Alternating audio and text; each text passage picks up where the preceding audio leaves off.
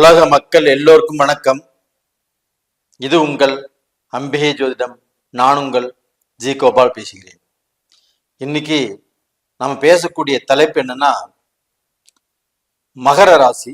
இந்த மகர ராசியினுடைய குணநலன்கள், இவங்களுக்கு ஆகாத ராசிகள்.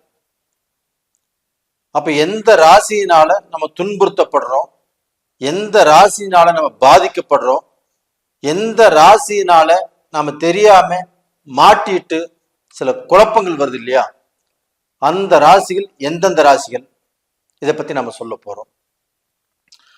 அப்ப மகர ராசி. இந்த மகர ராசி அப்படின்னா, இந்த மகர ராசியினுடைய அதிபதி சனி பகவான். சனி பகவான் எடுத்துட்டாவே ஒரு நீதிமான். எப்பேற்பட்ட செயலுக்கும் சனி பகவான் ஆப்பட்டது நீதியை மட்டும்தான் சொல்லுவார், அநீதியை கொடுக்க மாட்டார். சார், நாங்க 7 சனியில கஷ்டப்படுறோம் அப்படின்னா, நீங்க பார்க்க போனா வாங்கிட்டு வந்த கரும வினைகள். அதனாலதான் 7 சனியில கஷ்டப்படுறதும் நல்லா இருக்கிறதும். அது போக இந்த சனியுடைய ஆதிக்கத்துல பிறந்தவங்களாப்பட்டது எப்பவுமே நீதிமானத்தா இருப்பாங்க. ஒருத்தருக்கு அநியாயத்தை செய்ய மாட்டாங்க, அநியாயத்தை சொல்ல மாட்டாங்க, சட்டத்துக்கு புறம்பாக நடந்து கொள்ள மாட்டார்கள். அப்படிப்பட்டவங்க தான் மகர ராசிக்காரங்க. அப்ப மகர ராசிக்காரங்களாப்பட்டது இப்ப அவங்க சட்டம் படிக்கிறாங்க, லா படிக்கிறாங்க, அவங்க உயர்ந்த கல்வி படிக்கிறாங்க, அதுலயுமே தலை சிறந்து ஒரு நல்ல பொசிஷன்லயும் இருக்கிறாங்க, கலைத்தொழிலையும் இருக்கிறாங்க, கலைகள் படிக்கிறாங்க, அந்த கலைகள்லையுமே சிறந்து விளங்குறாங்க. இது போக அந்த ராசியில பிறந்தவங்க டாக்டரா இருக்கிறாங்க, நிறைய பேர்த்துக்கு மருத்துவம் பார்க்கறாங்க. இது போக பார்த்தீங்கன்னா, இந்த மகர ராசி அப்படின்னா ஒரு தொழிலை அவங்க ஒரு தொழிலுக்கு ஆரம்பத்தில் போறாங்க, அந்த தொழிலை பழகி அதனுடைய தொழிலை முழுசா தெரிஞ்சுக்கிட்டு அந்த தொழிலையே தனக்கு சொந்தமாக வைத்து அந்த தொழிலை சிறுக சிறுக சிறுக கஷ்டப்பட்டு அந்த தொழிலையே மேன்மை அடைஞ்சு அந்த தொழிலை தான் சொந்தமா வச்சு அதுல சிறுக சிறுக கஷ்டப்பட்டு அந்த தொழிலை டெவலப் பண்ணி அந்த தொழில் மூலியமாக அவங்க பெரிய லெவலுக்கு வரக்கூடிய வாய்ப்புகள் நிறைய இருக்குது. நிறைய பேர் மகர ராசிக்காரங்க சொந்த தொழில் செய்யறாங்க. அப்ப அந்த சொந்த தொழில்னா அந்த சொந்த தொழிலை தானே செஞ்சு தன்னுடைய முயற்சியால பல விதமாக உருவாக்குறாங்க. அப்ப மகர ராசிக்காரங்களாப்பட்டது அவங்களுக்கு அறிவு பல கிளைகளா பிரியும், தொழில் திருப்தியா செய்வாங்க, அந்த தொழில்ல தெரியாம புதுசா சேர்ந்துட்டு அந்த தொழிலை கத்துக்க மாட்டாங்க, அந்த தொழில எல்லா விஷயங்கள் தெரிஞ்சவராத்தான் இருப்பாங்க. அப்படிப்பட்டவங்க நிறைய பேர் பெரிய பெரிய பணக்காரங்களா இருக்கிறாங்க, பெரிய பெரிய முதலாளிகளா இருக்கிறாங்க. அவங்க 100 பேர் 200 பேர் 500 பேர்த்துக்கும் வேலை கொடுத்துட்டு இருக்கிறாங்க, பெரிய பெரிய ஃபேக்டரி வச்சிருக்கிறாங்க. அப்ப டோட்டலா பாத்தீங்கன்னா, ரெண்டாவது இந்த அளவுக்கு அவங்க சம்பாரிச்சாலும் அவங்க வாழ்க்கையில பார்க்க போனா ஏழை எளியவர்களுக்கு கஷ்டம்னு வந்தா கண்டிப்பா கொடுக்குறாங்க. அப்ப அவங்களுடைய கஷ்டத்தை பார்த்துட்டு இங்க சும்மா இருக்கிறது இல்லை. ரெண்டாவது, யாராவது கஷ்டப்பட்டால் அவங்களுக்கு உதவி செய்யக்கூடிய எண்ணங்கள் இந்த மகர ராசியில் பிறந்தவங்களுக்கு என்னைக்குமே இருக்கும். இப்போ மகர ராசியில் பிறந்தவங்களாப்பட்டது கண்டிப்பாக தன்னை அறியாமலேயே ஒருத்தர் கஷ்டப்படுறாங்கன்னா அவங்களுக்கு உதவி செய்யக்கூடிய வாய்ப்புகள் வந்துடுது. அப்படி சிலருக்கு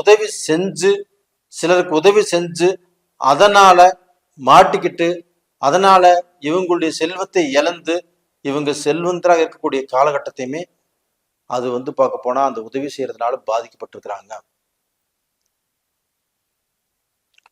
இப்ப மகர ராசியில் பிறந்தவங்களுக்கு கல்யாணத்துக்கு அப்புறம் தான் யோகம். அப்ப திருமணத்துக்கு அப்புறம் வரக்கூடிய மனைவியால் நல்லா இருக்கிறாங்க. மனைவியால் நல்லா இருக்கிறாங்கன்னா 90% பேர் மனைவியால் நல்லா இருக்கிறாங்க. மீதி மனைவினால 10% பேர் கெட்டு போனவங்களும் இருக்கிறாங்க. அப்ப கல்யாணம் ஆனதுக்கு அப்புறம் மெல்ல மெல்லமாக அந்த மனைவியுடைய யோகத்தினால, அந்த மனைவி வழி நடத்துறதுனால, அந்த மனைவியுடைய சொல் பேச்சு கேட்டு இன்னைக்கும் நிறைய குடும்பங்கள் நல்லா இருக்குது. இப்போ மனைவி வந்ததுக்கு அப்புறம் தான் யோகம்.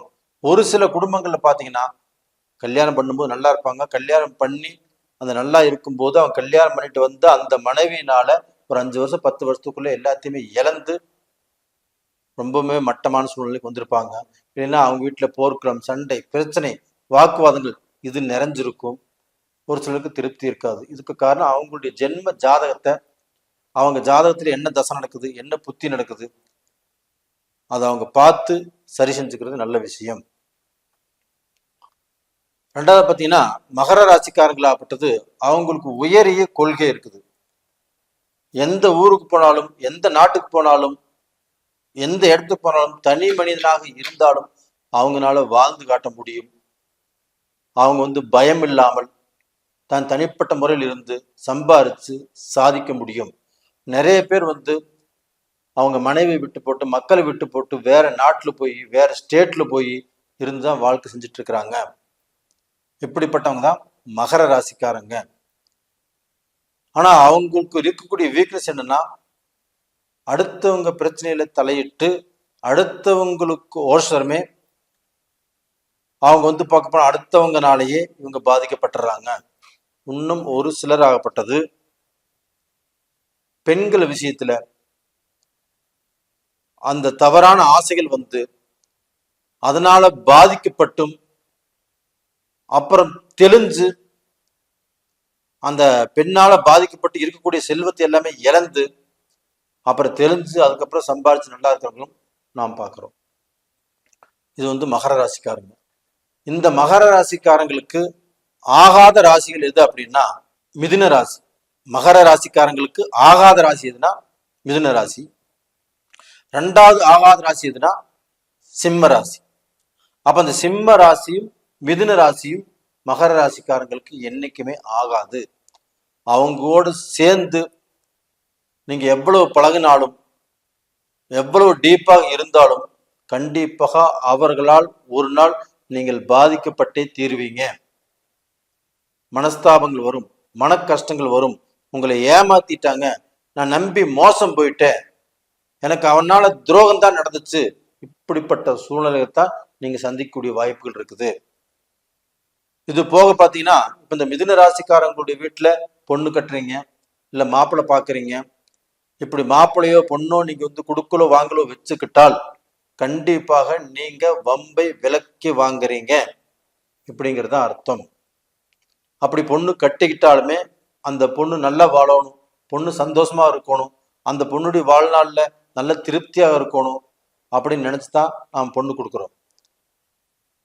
ஆனா அந்த பொண்ணு கொடுத்து அந்த பொண்ணு போய் அங்க வாழ்றதுல திருப்தி இல்லை, சந்தோஷம் இல்லை, எனக்கு கணவர் சரியில்லை, கணவர் துரோகம் பண்ணிட்டாரு, கணவர் வேலைக்கு போறதில்லை, கணவர்னால பிரச்சனை, இந்த மாதிரி சொல்லும் போது உங்களுக்கு எப்படி இருக்கும்?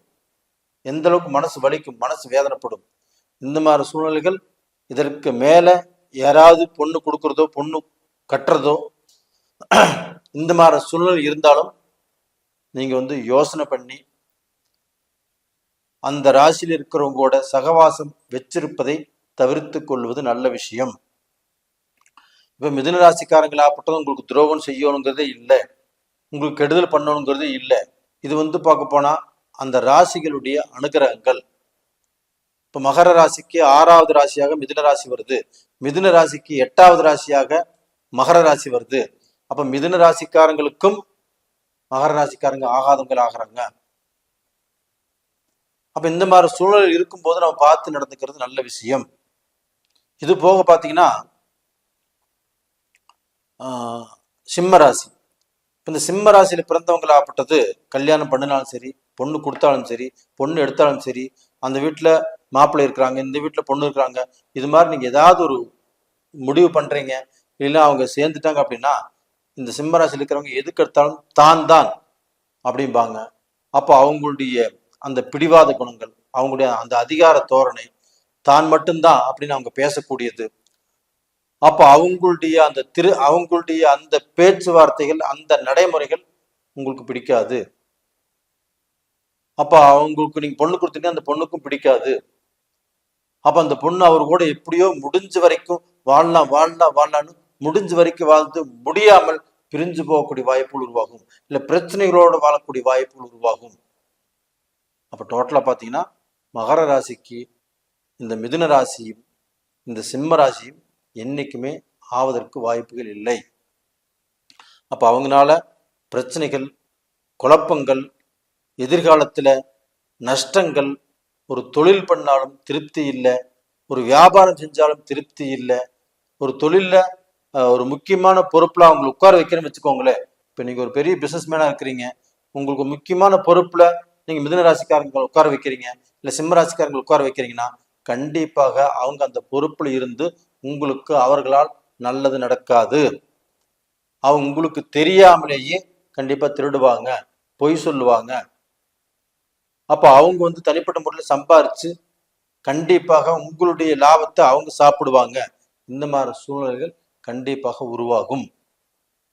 நேயர்களே, கொஞ்சம் பார்த்து கொஞ்சம் அனுசரித்து நடந்துக்கிறது நல்ல விஷயம்.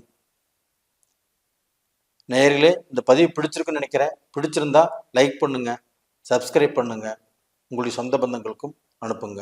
உங்களுடைய ஜென்ம ஜாதகத்தை நீங்கள் ஒரு முறை பார்த்துக்கோங்க.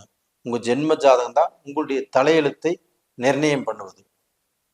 அப்போ உங்களுக்கு என்ன தசை நடக்குது, என்ன புத்தி நடக்குது, என்ன தசை, அந்த தசைக்கு உள்ள கிரகம் அந்த கட்டங்கள்ல எங்க இருக்குது, என்ன புத்தி நடக்குது, அந்த புத்திக்குண்டான கிரகம் எங்க இருக்குது, இது 6ஆம் இடத்துல இருக்குதா, 8ஆம் இடத்துல இருக்குதா, இல்லை நல்ல ஸ்தானத்துல இருக்குதா, நல்ல பலனை கொடுக்குதா, தீய பலனை கொடுக்குதா, இப்படிங்கிறது உங்களுடைய ஜாதகத்தை பார்த்தா தான் தெரியும்.